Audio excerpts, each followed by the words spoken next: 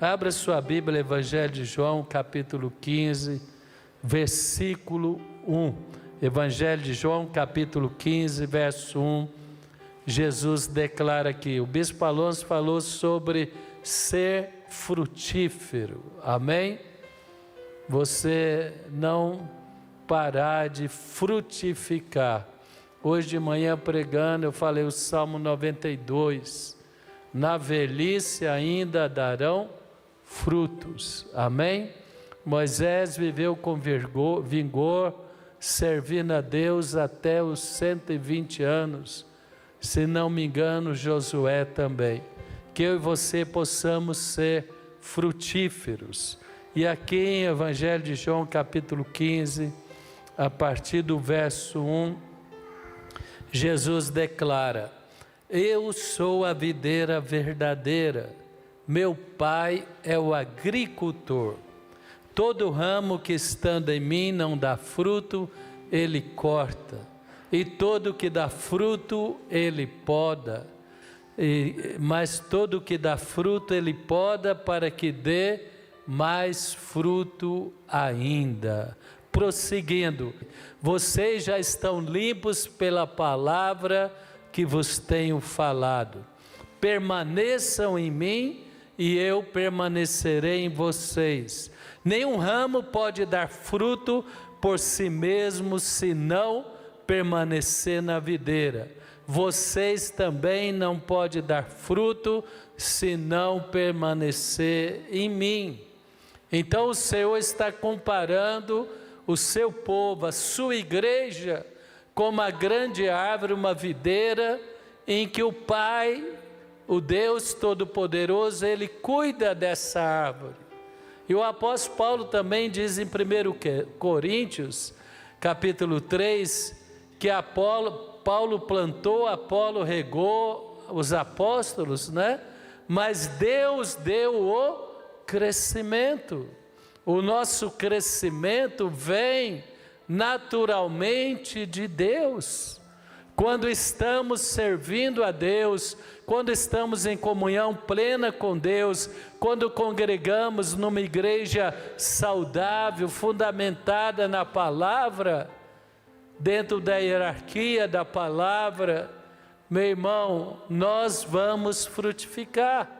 Não vai ficar esterilidade na nossa vida. Ele diz aqui, vocês estão limpos pela palavra. Eu tinha lá no quintal da casa onde eu morei com os meus pais, 3 mangueiras, pé de manga. Quem já viu pé de manga, né? Aqui em Brasília, ali no eixo, como tem, né? Tantas mangueiras ali. E eu achei interessante, certa vez, ela deu tanto fruto que o ramo envergou e quase quebrou. Meu irmão, a poda é para nos fortalecer, não é isso? Quem mexe com lavoura, se você não podar, você não vai ter estrutura. Assim Deus faz conosco. Vem um tempo de frutificação e vem um tempo de aprendizado. Então tem um tempo que nós estamos frutificando, transbordando, e tem um tempo que Deus está nos podando pela palavra, nos dando treinamento e às vezes até tribulações para que possamos robustecer, crescer e produzir mais frutos. Mas todos vamos frutificar. E pulando agora lá para o verso 5, ele diz: eu sou a videira e vós os ramos. Se alguém permanecer em mim e eu nele, este dará muito fruto, pois sem mim nada podeis fazer. Irmãos, não tem como eu e você permanecer em Deus sem permanecer na igreja. Ah, mas a igreja tem falhas. Ah, mas na igreja acontecem escândalos. Aonde tem o homem, terá falhas, terá escândalos, mas se há na igreja uma liderança saudável, isso não vai permanecer, será corrigido. Nós temos que estar em Cristo e na igreja, mas por outro lado também, na igreja tem muitas coisas boas. Quem é grato pela fonte da vida, quem é grato pelas suas crianças ter a classe com professoras qualificadas, seus jovens, lembrando que o próximo sábado os pré-adolescentes vão ter um evento maravilhoso aqui, dia 11 pela manhã, almoçando aqui, depois à tarde, né? É o Docmus pré-adolescentes, nossos jovens têm atividades, nossos casais têm a oportunidade de grupos de crescimento, de fortalecimento na palavra. Então as conferências, a igreja, a campanha, tantas coisas boas, tudo isso contribui para o nosso crescimento e a nossa frutificação. Mas o segredo é, se você permanecer em mim, a minha palavra permanecer em vós, meu irmão, você vai dar fruto. Verso 7, projeto 7 e 8. Se vocês permanecerem em mim e as minhas palavras em vocês, pedirão o que quiser e será concedido. Amém? Por que o Senhor afirma isso com tanta segurança? Porque nós vamos pedir aquilo que é bom, aquilo que está dentro dos princípios e valores da palavra. Meu irmão, que eu e você possamos permanecer na igreja, permanecer em Cristo, permanecer na palavra, ter essa experiência das respostas de Deus abrindo portas, de Deus trazendo libertação, de Deus trazendo paz, proteção em nossa família. E finalmente o verso 8, ele declara, no versículo 8 aí: meu Pai é glorificado pelo fato de vocês darem muito fruto, e assim serão meus discípulos. Então nós somos cristãos, nós somos filhos de Deus, pela oportunidade que Deus nos escolheu, pela sua graça e sua eleição bendita. Na verdade, isso tem acesso a toda a humanidade que quer servir a Deus. Então nós temos que permanecer. O que é permanecer em Cristo? Vamos meditar aqui alguns textos bíblicos. A palavra diz que a igreja é o corpo de Cristo, meu irmão. Primeiramente, 1 Coríntios capítulo 3, 1 Coríntios capítulo 12, a partir do verso 27. Eu selecionei alguns textos aqui para que possamos, dentro da visão do Evangelho apostólica, clarear o que o Senhor nos fala, o que é estar na videira. Verso 27, o apóstolo Paulo diz: vocês são o corpo de Cristo e cada um individualmente é membro desse corpo. Ora, assim na igreja Deus estabeleceu primeiramente apóstolos, em segundo lugar profetas, depois mestres, depois operadores de milagres, dons de curar, dom de prestar ajuda, dons de administração e os que falam diversas línguas. Então ele mostra que nós fazemos parte da igreja. A igreja é o corpo de Cristo. Nós congregamos, nós interagimos com irmãos, nós trabalhamos sob a hierarquia da igreja, nas atividades da igreja, para que possamos crescer de uma maneira saudável e viver experiências e desfrutar das promessas e das bênçãos de Deus. O apóstolo Pedro também, 1 Pedro capítulo 2, abre comigo lá, 1 Pedro capítulo 2, a partir do versículo 4, ele diz: À medida que se aproximam dele, Jesus, a pedra viva, rejeitada pelos homens, mas escolhida por Deus, preciosa para ele, vocês também estão sendo utilizados como pedras vivas na edificação de uma casa espiritual, para ser sacerdócio santo, oferecendo sacrifícios espirituais aceitáveis a Deus por meio de Jesus Cristo. Então o apóstolo Paulo fala da igreja como um corpo, Jesus fala da igreja como a árvore, e também agora Pedro fala da igreja como edifício. Nesse corpo os membros somos nós, organizados de uma maneira que Deus estabeleceu debaixo da autoridade.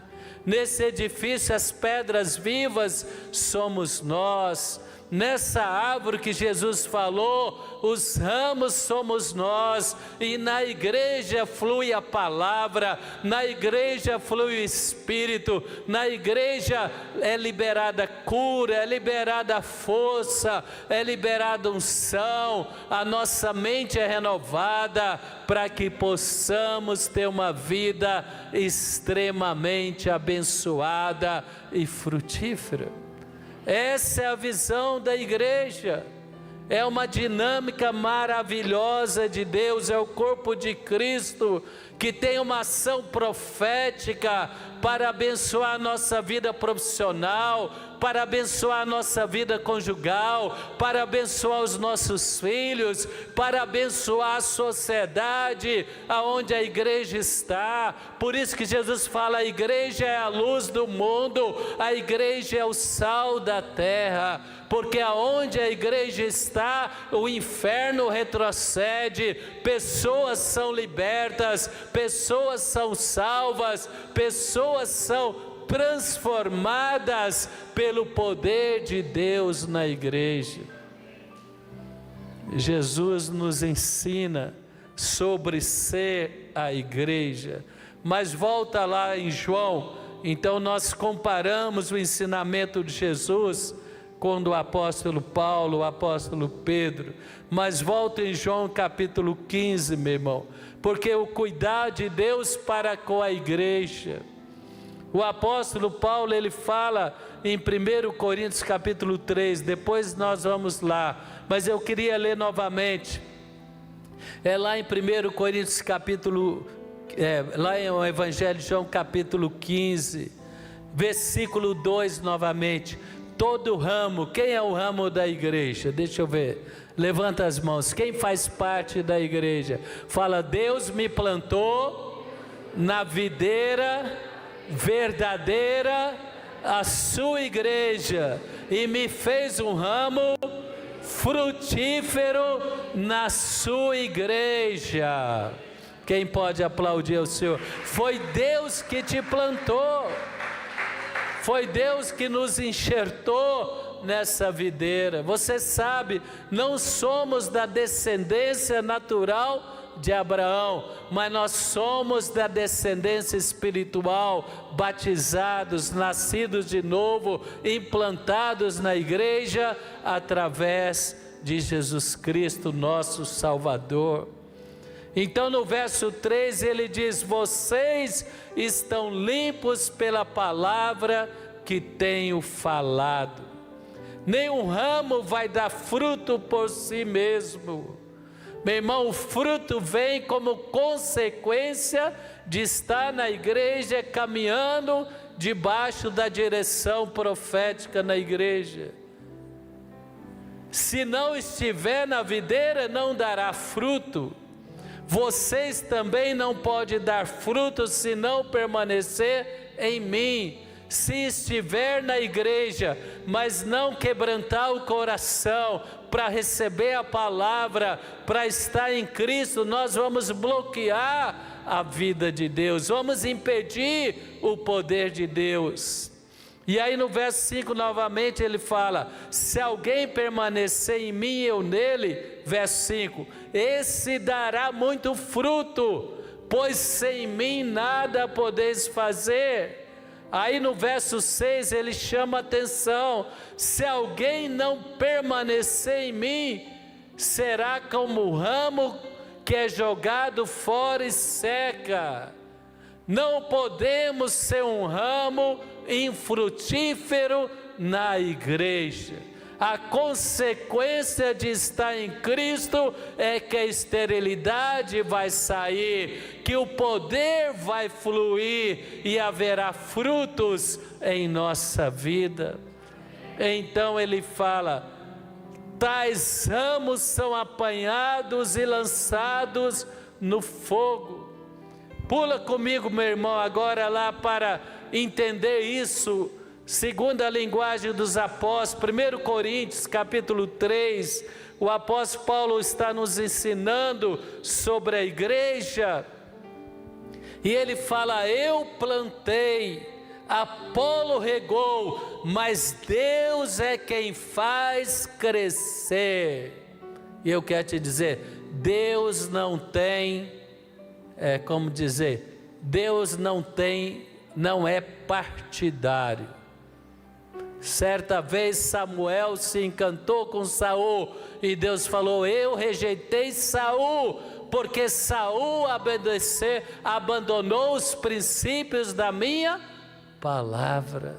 Deus, ele tem compromisso com a palavra.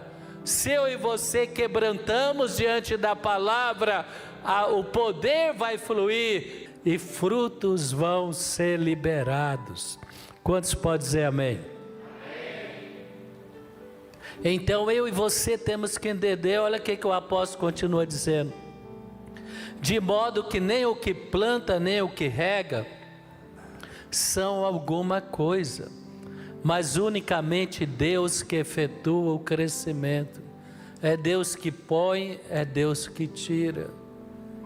E ele diz: o que planta e o que rega só tem um propósito: cada um será recompensado de acordo com o seu próprio trabalho.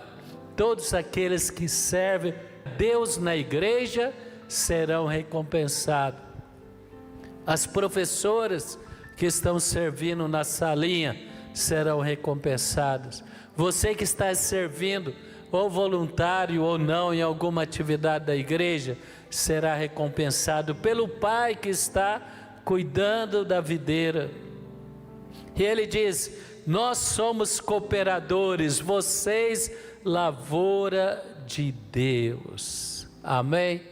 Quem quer que Deus dê um trato na sua vida aí? Quem quer ser um ramo frutífero na igreja do Senhor? Quem que não quer ser podado, não quer ser lançado fora?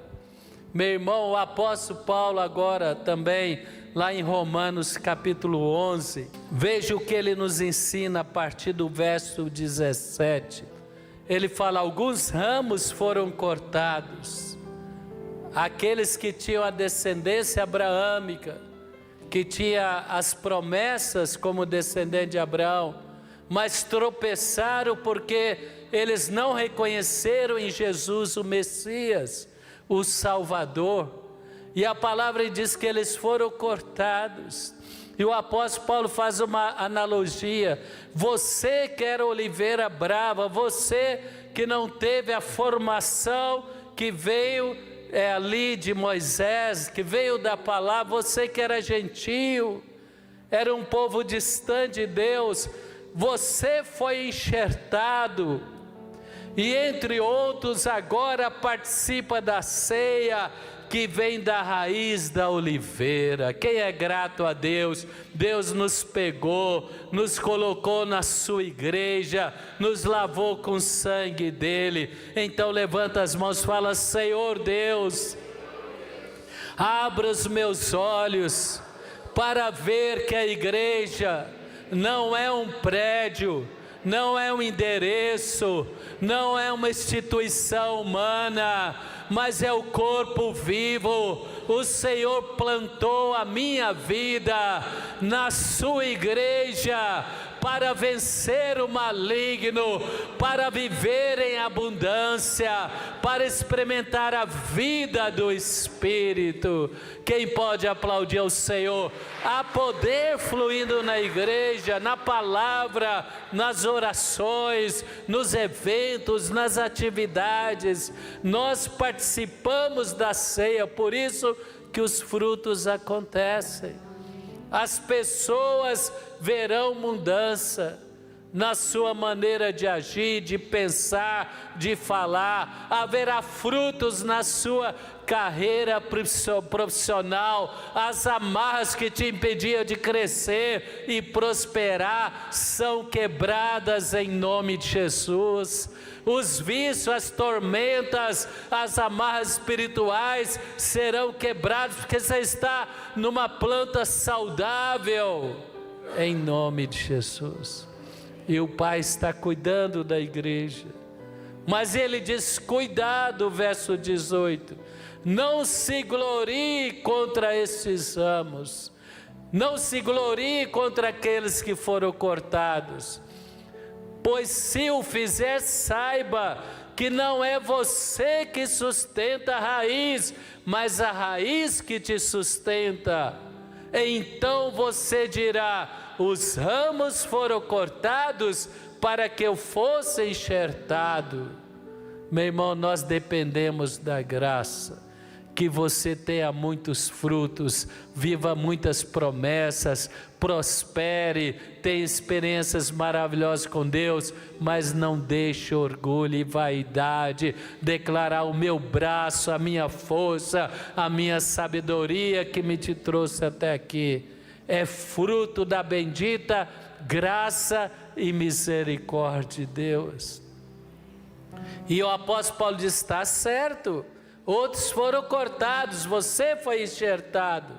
Eles foram cortados, porém, devido à incredulidade, e você permanece pela fé. Não se orgulhe, mas tema, pois se Deus não poupou os naturais, não poupará você. Nós temos que caminhar com temor diante de Deus. Verso 27 diz, considere a bondade e a severidade de Deus. Severidade para aqueles que caíram, que abandonaram a fé, que negligenciaram a fé, mas bondade para você que permanece na bondade dele. De outra forma, você também seria cortado. Irmãos, nós temos que entender, estar na igreja é importante, mas permanecer em Cristo é que vai liberar o nosso coração, a nossa vida, para participar da seiva, do poder do Espírito e para viver uma vida plena na presença de Deus. Então lá em Evangelho de João 15, Jesus fala que o Pai prepara a videira, o Pai trabalha na igreja para que possamos vencer, superar dificuldades e dar frutos em abundância. Por isso que ele diz, tudo que pedires ao Pai em meu nome, eu o farei. Amém? Agora a pergunta antes de encerrar, o que é permanecer em Cristo? Nós vimos que estar na videira é estar na igreja, que é como se fosse uma casa espiritual, cujas pedras vivas somos nós, para oferecer a Deus nossas orações, nossos louvores, nosso serviço, nossas ofertas, nossa gratidão e, por não dizer, a nossa própria vida consagrada a Ele.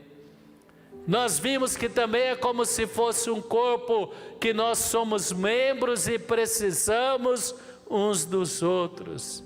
Nós vimos que nós temos que ter uma comunhão com Cristo, deixar a palavra gerar em nós, renovação da nossa mente, renovação dos nossos valores, que vai demonstrar frutos na nossa vida, e nós vamos colher muitas bênçãos também com esses frutos. Mas como permanecer em Cristo? Abre comigo primeiramente Gálatas 5, a partir do verso 16. Gálatas 5, a partir do verso 16. Por isso vos digo, vivam pelo Espírito, e de modo nenhum satisfarão os desejos da carne. Meu irmão, a palavra diz, se você estudar, tem o cristão espiritual, tem o cristão carnal e tem o homem natural. O homem natural, você estuda isso na escola bíblica, nos livros da igreja. O homem natural, ele não entende as coisas espirituais, até o homem natural religioso.